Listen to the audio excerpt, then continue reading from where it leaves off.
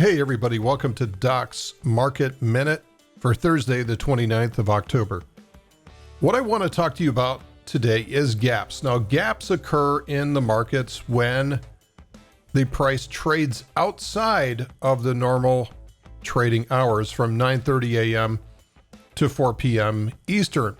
So if we have, in this case, the S&P 500 futures, if they trade outside of market hours, and they do generally trade for about 23 hours a day, and if they get up and move in the after hours, then this is what's going to create a gap. So you can see here that we've had a lot of gaps lately between the September rally to the upside. This created a gap right here. We had gaps all over the place in here. Let's mark a few of these out and you can see what has happened to them recently. So here is a gap down here. Here is a big gap in early October, which occurred. And then we've had several minor gaps all the way up here as the price ran into a runaway rally. Now, what happened to all those gaps? Well, they've been closed.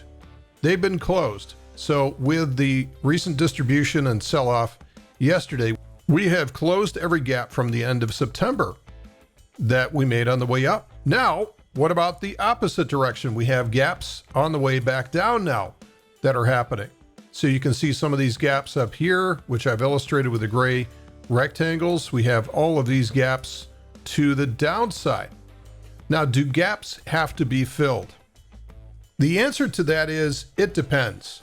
Now, if you have a choppy market with no direction to it, which is what we've had for about the last 6 weeks or so, then typically gaps are filled because lacking any kind of direction, any kind of leadership from either the bulls or bears, typically what's going to happen is that gap is going to be turned into a target. It becomes a short-term target, and everybody looks at that and says, hey, there's a gap. Maybe we can fill that gap.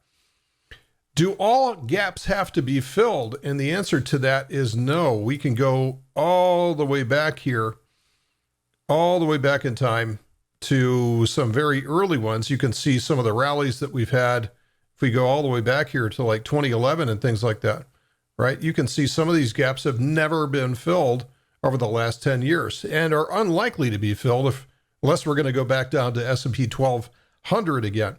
So here's a case where gaps are not filled, and we can go all the way back to March of 2009 and find gaps around S&P 666, which are unlikely to ever be filled again.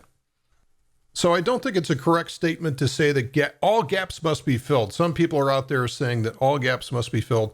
That is not the case, especially when you run into a supply-demand imbalance, such as what we've had over the past 10 years or so from time to time. But when markets get into corrective like this, when they go sideways, then gaps are typically filled, and we can expect to see perhaps these gaps as well, these upside gaps, filled at some point in the near future.